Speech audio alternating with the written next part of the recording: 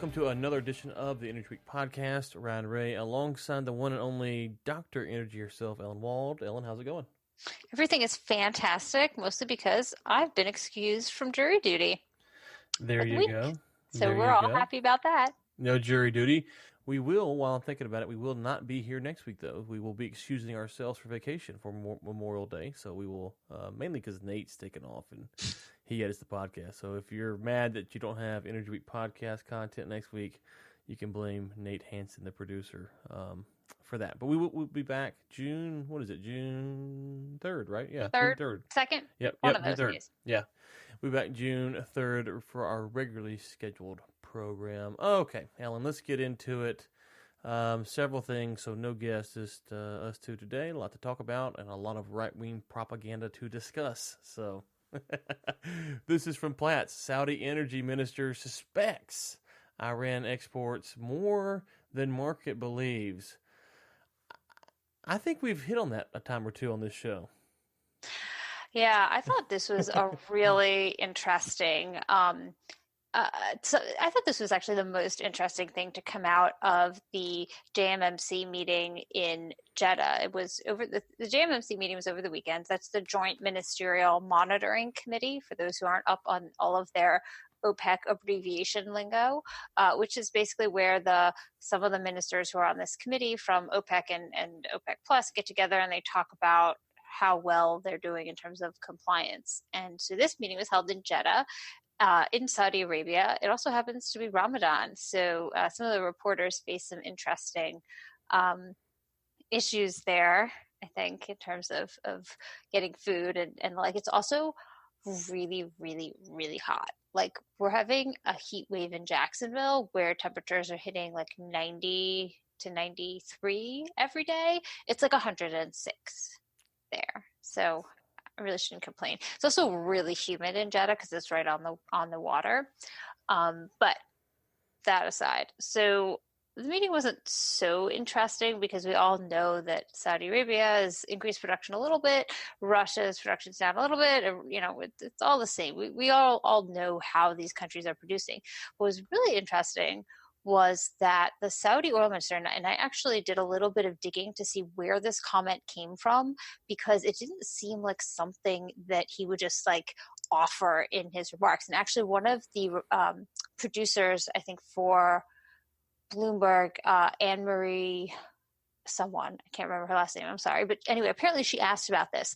And so Khalid Al-Falih said, he said, I think there's a lot of oil that is leaving the shores of Iran or the borders of Iran that is not accounted as Iranian oil. It's presented in the markets, and therefore we're not seeing as much demand for other crudes as many analysts are expecting. That is one of the uncertainties we are dealing with.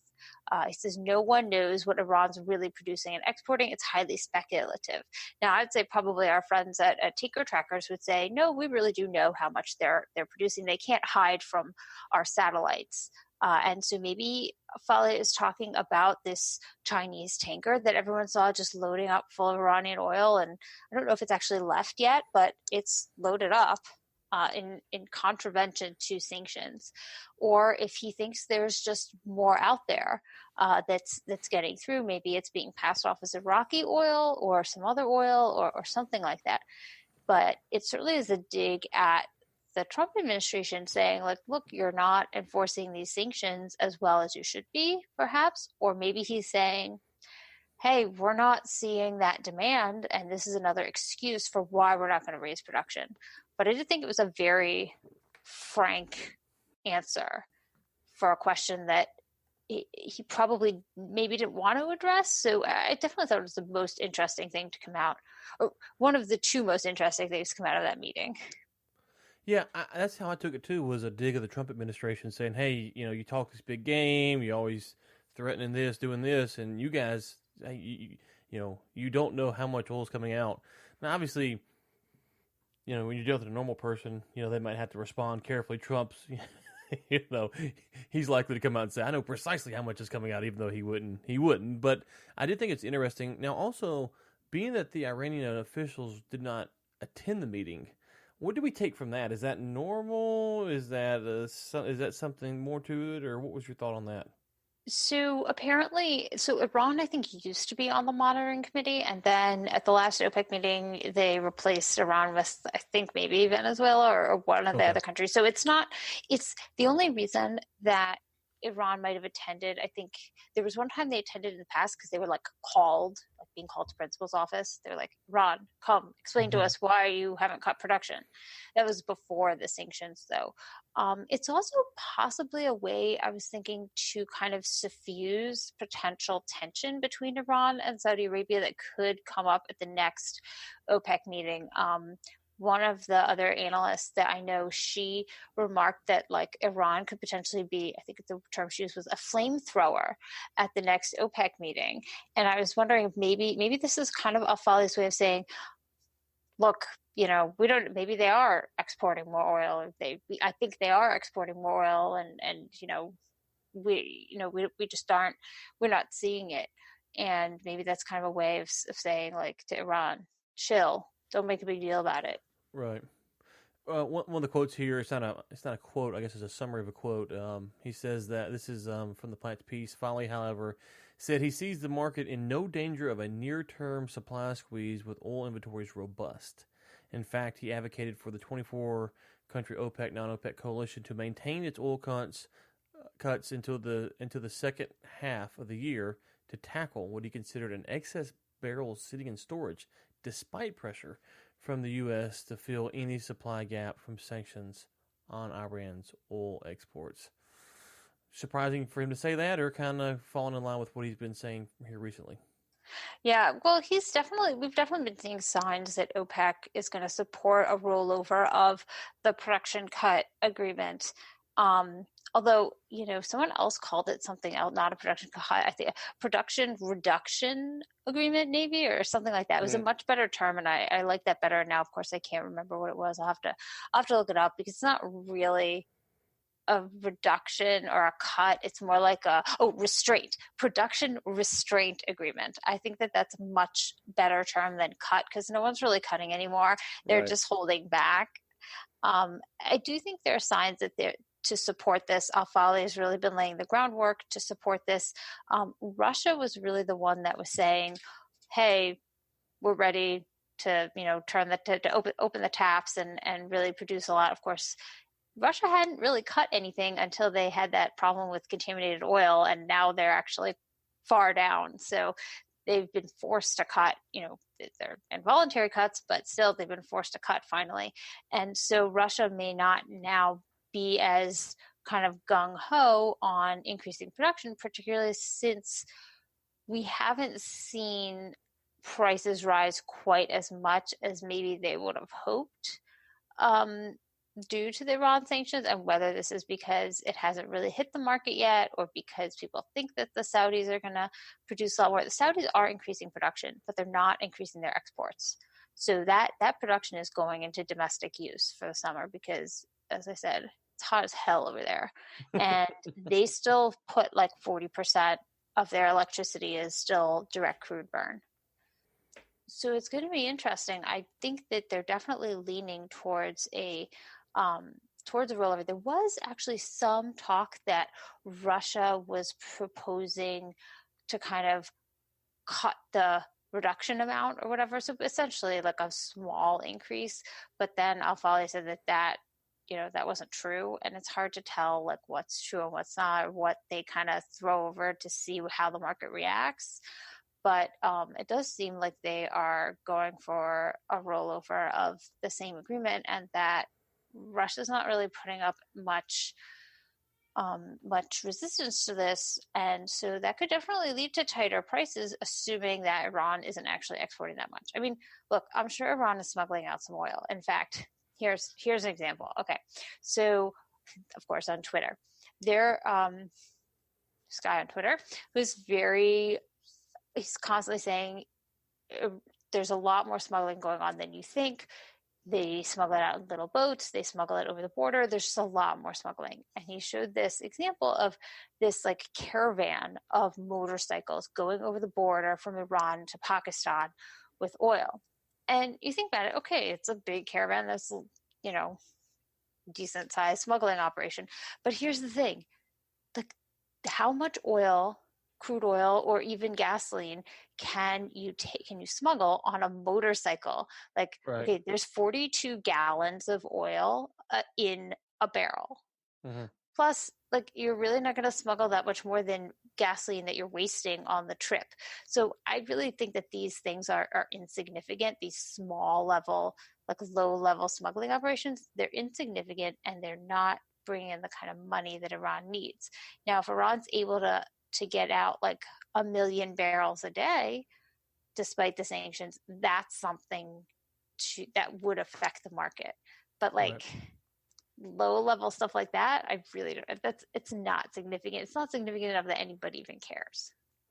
Well, and let's turn to a piece from Reuters now talking about the their exports, and it says Iran's crude exports slide to 500,000 barrels per day or less, according to our favorite group of people, sources. And I have a sources story for us in a Oh, little bit. I forgot to tell you about little sources for Energy Week exclusive. oh, Um, and it says in a quote from the piece here, the bulk of the crude is heading for Asia. The industry sources said it is unclear who is buying and whether the oil is heading to end users or storage. Stunner, the next paragraph, an Iranian official declined to comment on the export rate. I was really, mhm. really caught off guard by that. I figured they'd be all over this piece here. Um, so let's go back to maybe a year ago or 8 months ago, whenever it was. And one of the things was that we talked about on the show was, the U.S. and being able to control the flow of the money by putting pressure on the banks. When you read this and you say, okay, it's unclear who is buying, should we read that as it's really unclear, as if the U.S. government can't figure it out, or is it unclear to the sources? Because there's a big distinction there. I think it. I wonder if it might be some of both. And I actually had a conversation with someone who has worked in the Treasury Department in sanctions enforcement about how they go about this. And it was a really illuminating conversation because the way that they enforce this stuff is not at all we would expect. First of all, it's way like they're way more lenient than the IRS would be, this branch of the Treasury Department. The Like if IRS is you the didn't devil. have the intent to violate the sanctions, then they will totally let you off. Whereas like if you pay the wrong taxes and you just No matter messed what up, you did, yeah, yeah, they're still gonna find you. yeah. You didn't carry the two. They're coming and bringing the hammer. They are the devil. Yeah. Yeah. So to open a sanctions investigation, like they are so thorough, they will take years, and they're definitely much more out to get the banks than they are to get like an oil insurance company or a shipping company.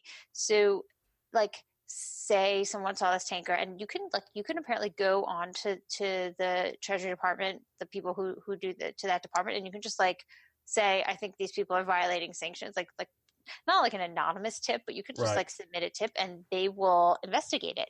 But it takes years and it's like an exhaustive investigation. So even if we can actually see it on a satellite, they're going to take a really long time to investigate. And so then the question is like, is it worth it?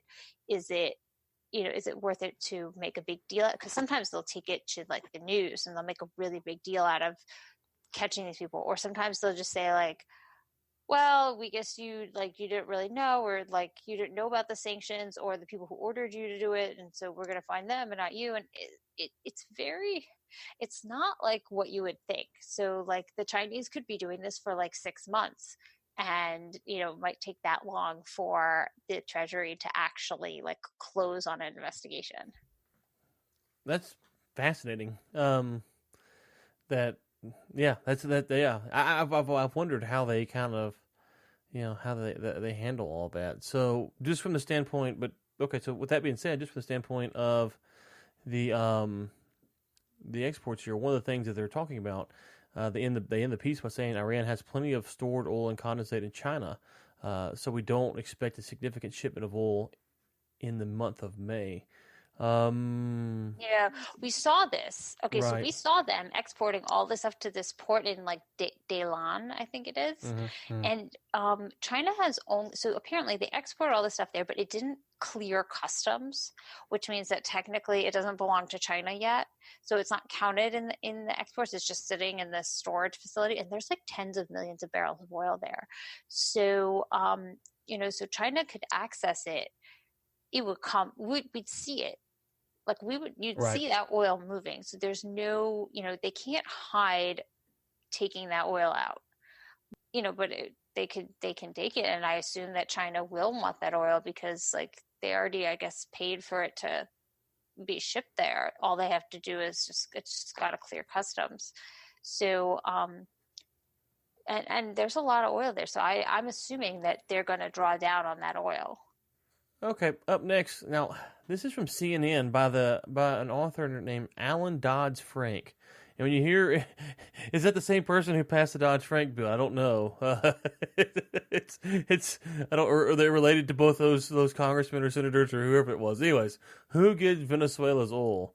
I'm just gonna say that for now, that's still an unanswerable question. We're not exactly sure what's going on there. Now, I do have a question for you, real quick, before we get this piece. I heard someone the other day speculate, and I don't know if we talked about this on the show or not, and they said that the support for Maduro is actually stronger on the ground than we're being led to believe here. I know you follow the Venezuela stuff closely. Have you heard that sentiment as well? So I think it's difficult to gauge, but I think it was definitely stronger than the American government led us to believe. Like if you looked at what was coming out from, say, government, yes. Yeah. Like if you were looking at like what we were hearing from, say, Marco Rubio or John Bolton or Vice President Pence, they were basically saying like Maduro is going down. And they were highlighting all of these big time defections, to Guaido, but it really, like, those defections weren't nearly as influential as they were making them out to be. And so I think that was part of the issue. And when they had those big protests and they tried to really take Caracas, it just didn't, like nothing happened. And I do think that they were playing up, and maybe they didn't really understand the depth of Maduro's support, particularly within the military. I mean, either they didn't understand it, or maybe it's possible that they were presented with the information, but they chose not to emphasize it because they had already staked they'd already made a decision to support Guaido. Or it's possible that is truly right-wing propaganda. Yeah.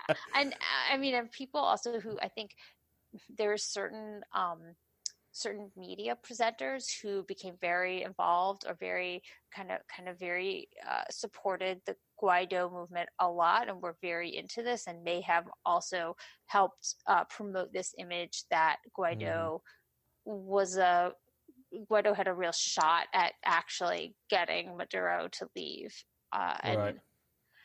Also, though, I think it depended on where you were in Caracas, and that different parts of the city.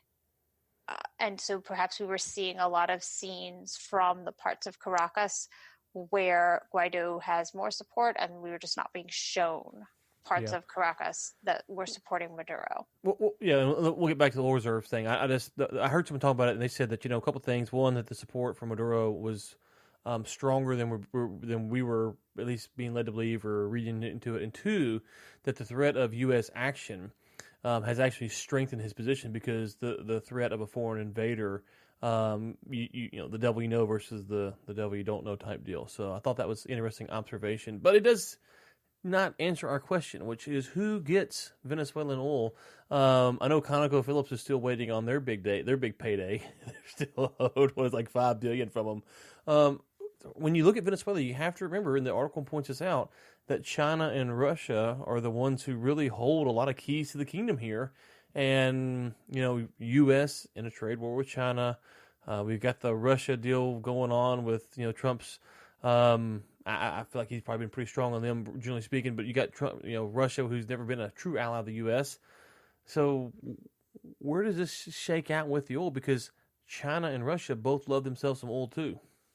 Yeah, it's really interesting. And what Russia's actually been doing is taking Venezuelan oil and then reselling it on the market. So people who might not or think that they're buying Venezuelan oil might actually be buying it, since Russia's been and so No, I'm sorry. I didn't mean to cut you off. There's a line in this piece here. It says, U.S. President Donald Trump, himself a veteran of multiple bankruptcies.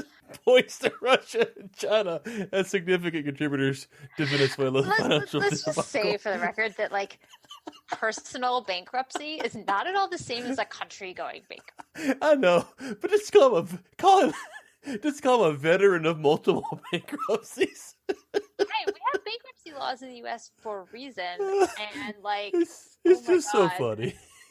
He's a veteran. Yep, a veteran of multiple He understands that you can come back from a bankruptcy, multiple bankruptcies, and become president of the United States. I'm sorry, I didn't mean to cut you off. I was re-skimming the piece for anything I missed, and I guess I missed it the first time through.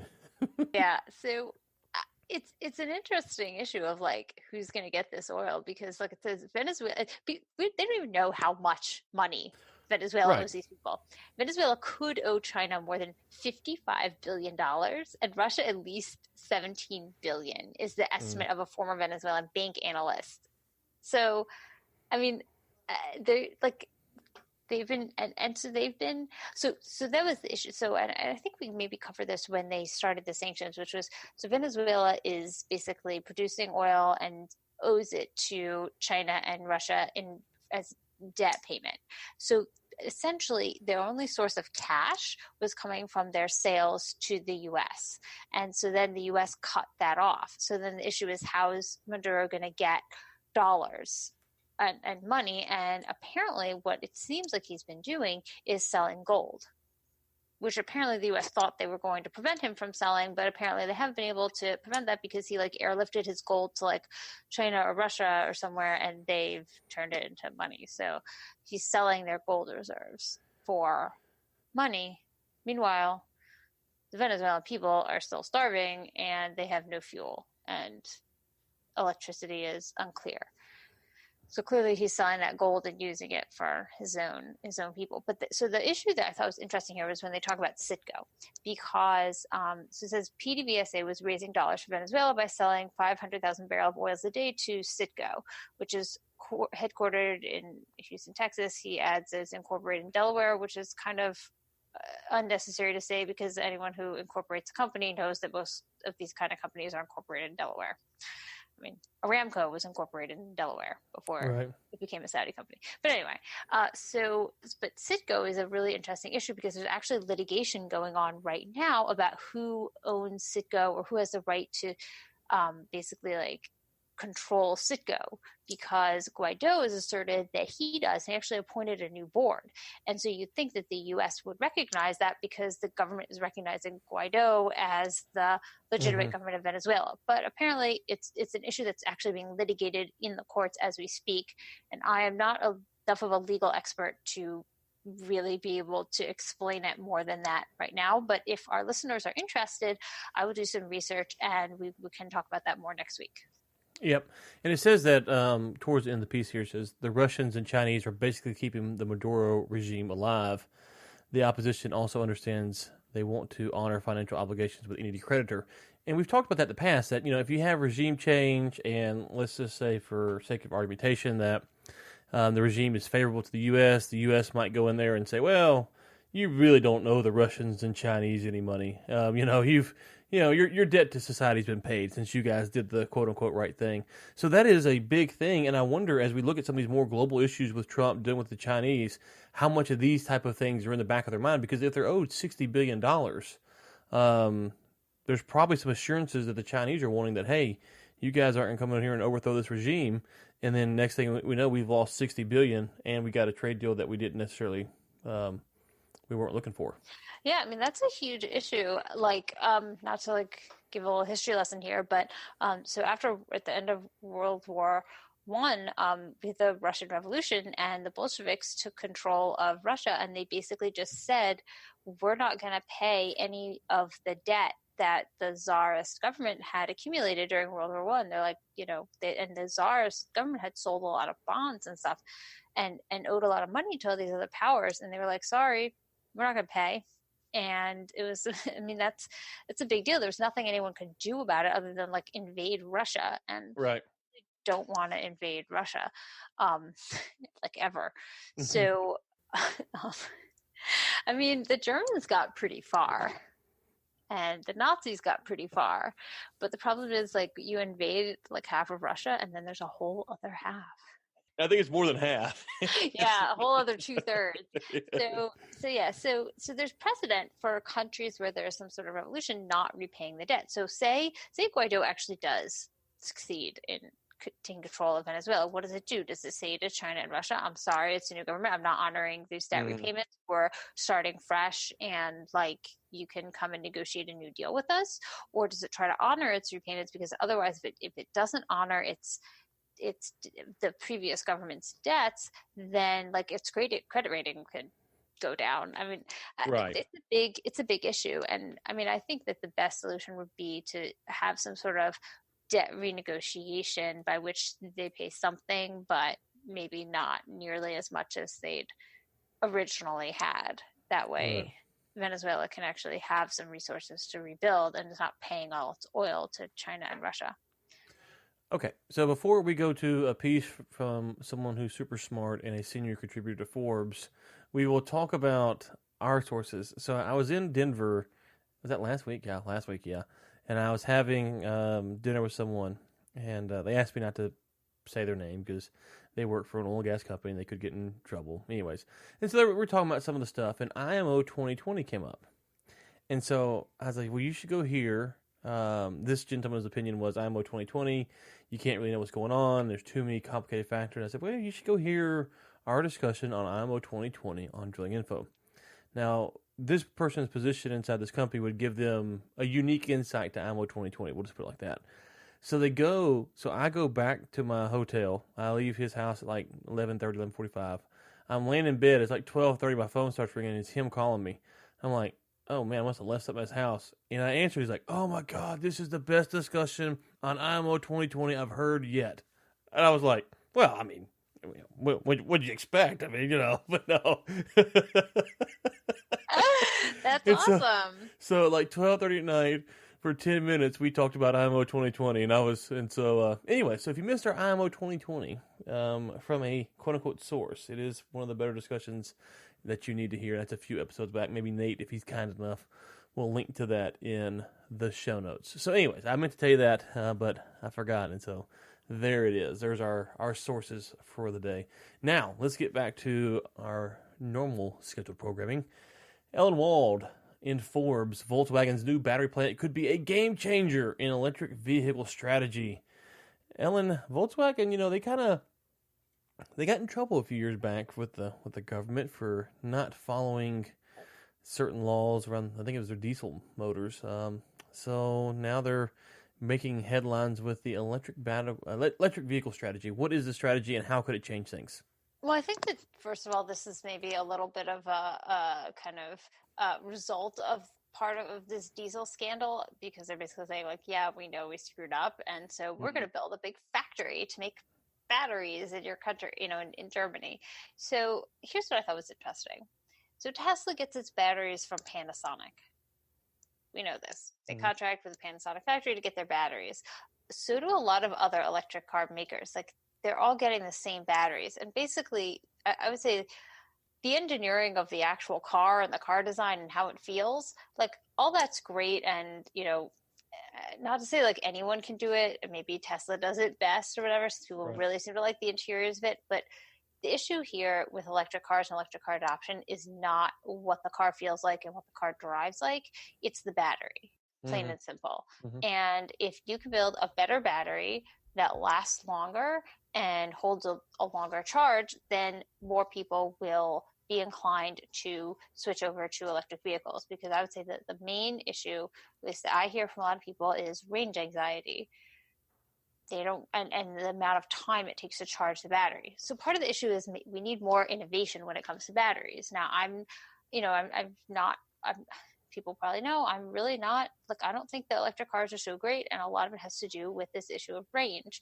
If you don't live in a city and you need to drive your car far distances, it's just not really feasible for most people. But that doesn't mean it can't be.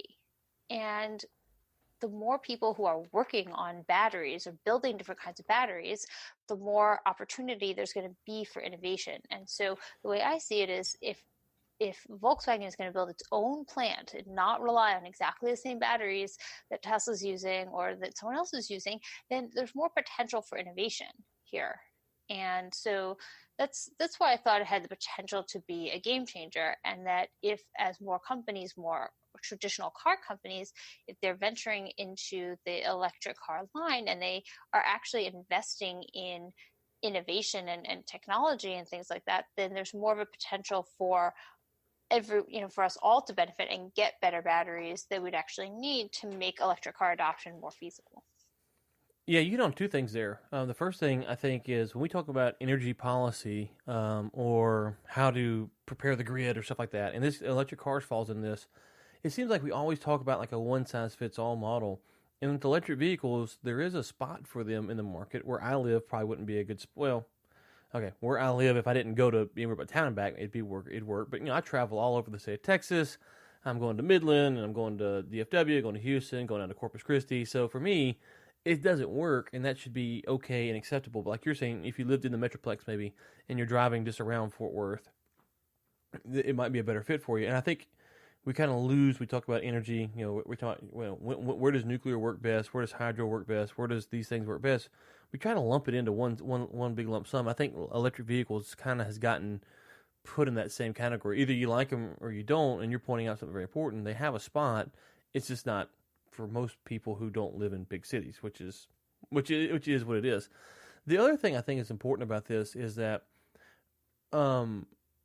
when you talk about renewable energy in general, it feels like for so long it has been subsidized and it has been kind of a model that's based around getting grants and subsidies and government funding, that it's, while there's a lot of smart entrepreneurs in there, it kind of takes out ways to be creative for the market, because the consumers on the same side are saying, well, I can get a discount here for a tax break or a tax credit depending on what's going on. So when a company like Volkswagen comes in, to me, it sounds like, hey, there's going to be more capital put in and a new process and a new way to try to do things. And if it works, great. And if it doesn't work, though, it will expose the market to a new way not to do things, which is, I mean, it sounds silly, but that's actually important, is you've got to know what doesn't work before you can actually figure out what does work.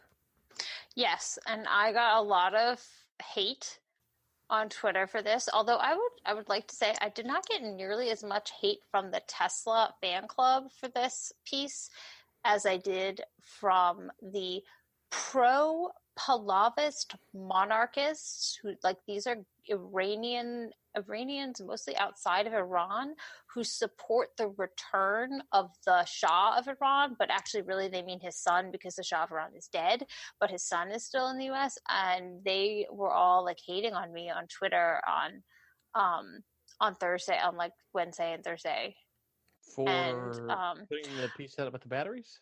No, not for this piece, but this piece coincided with that. So basically my Twitter feed was like blowing up with like the Tesla fan club hate and the Iranian hate. And there was a lot of hate going on. So apparently like the view from the Tesla side is that Tesla is at the, forefront of innovation, and, they have this exclusive contract with Panasonic and their tech is amazing, and Volkswagen is just never gonna do anything good with themselves ever. And maybe they won't, and that's fine. I mean, but it is what it is. Maybe they will. But you brought up Tesla, so the real question is, Ellen, did you order the code red? As we have, you might be accused of ordering the code red, as we have a piece from Yahoo. Tesla falls, as analyst says, company facing code red situation. We can handle the truth, Ellen. Did you order the code red? Yeah, I don't know. I don't know if I can handle the truth. I think we should have this article should be read, by Tom Cruise and was it Jack Nicholson? Yeah. Yeah. I'd like to hear it read by Jack Nicholson, actually. Yeah. So in a note on Sunday, Wedbush analyst Dan Ives described the electric car maker's predicament as a code red situation and cut his price target on the stock from $230 from $275. Ives slashed his target from $365 just last month. So last month, he thought the stock was up to $365. Now he thinks it's going down to $230. Yeah. Let's just do the math on that there. It's $135 in a month is what he's saying the stock's. That's what it appears to be. Tesla shares fell as much as 7.5% to 195, and they were trading at $200 as of 11:30 a.m. Monday in New York. Monday being today. Wow. As of that doesn't sound like a code red. Could be a code yellow. Code orange. Well, it's at 203.28 at the time of this recording, so it's ticked back up above 200.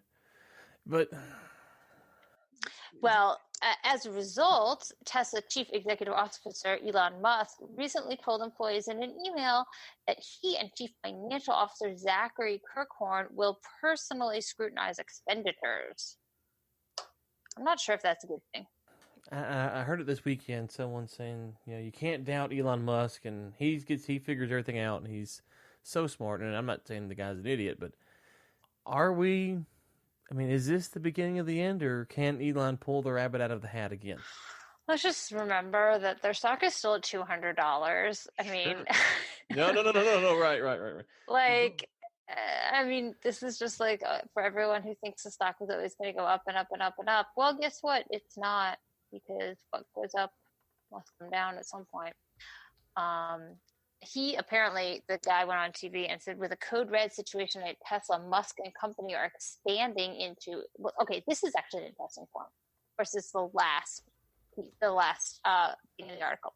But let's start with the code red situation at Tesla. Musk and company are expanding into insurance, robo-taxis, and other sci-fi projects / endeavors, when the company instead should be laser focused on shoring up core demand for Model 3 and simplifying its business model and expense structure. So this is actually a really good point. He's saying, look, they're having problems. Instead of dealing with their problems, they're like looking elsewhere. So they're a car company. I mean, they're a company that makes cars. But instead of looking at their core business, they are trying to sell insurance and robo-taxis and what are those things, the solar panels for your roofs, which apparently went nowhere. And it was they were like shingles, solar shingles. Right. Yeah. So and that's a really good point. And that's a sign, though, that maybe this is really a code red, that stock may still be around $200, but they're not looking at the real issues. They're looking elsewhere, and that's a serious, serious issue.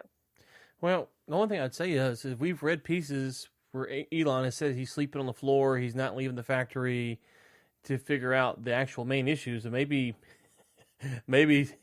they know they can't fix the bigger issues, and so they're trying to trim the fat from somewhere else. I don't know, because, I mean, you remember last year he was sleeping on the floor and wasn't leaving anywhere, and he's going to figure it out. Back problems. Maybe he should go home and let some other people tackle the issues. I mean, I don't know. Maybe he'll figure it out, but this guy seems to think that the issue is that there's enough demand for the Model 3, and they need more demand for it, and they should stop trying to sell insurance and robo-taxis.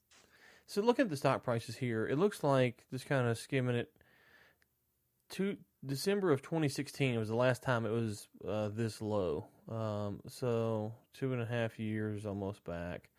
And then if you kind of go back to 2014, that's when it really, I guess 2013 is when it really took off, because it was trading for a while, $20, $30, $40 a share. And then all of a sudden in April, May, it looks like, of 2013, it took off. And it's been with a few minor setbacks up and towards the right, but maybe now we're finally seeing a correction. And I don't know, I guess the question is where should the stock actually be valued at? Because as you mentioned, it might be a deal where, $300 a share is just absurd, but $75 a share might be where the actual value of the stock is. So it will be interesting to see. So, okay, with that, we've got our dig in at poor old Elon. Elon, you're welcome to come on the show. We'd love to have you on, and welcome anytime. Open phones for you. Ellen, where will you be this week? This week, I'm going to be on investing.com, and I'm going to be hiding in my office finishing a writing project. So, sorry, no guys. Forbes. Yeah, probably not on Forbes. I think I'm going to take a little break this week from Forbes, unless something super exciting happens. You know that's going to happen then. Okay. God, come on. Could we not have another sabotage incident? Okay. Texas Oil and Gas Podcast, Oil and Gas Contractors Connect. And then, hey, for the listeners that might be in Midland, Texas, the Texas Oil and Gas Podcast is putting on a shrimp bowl out there. June 5th, I believe is the date. TexasOilAndGasPodcast.com/shrimp. It's $10 to get in. So if you're out in Midland, want to come and hang out with some of those folks, we'd love to have you. Ellen, anything else before we get out of here today? Just everyone have a fantastic Memorial Day weekend. Enjoy your barbecues, the official start of summer, and we'll talk to you in another week. Yeah, in 2 weeks. So we'll talk to you in 2 weeks. Thank you.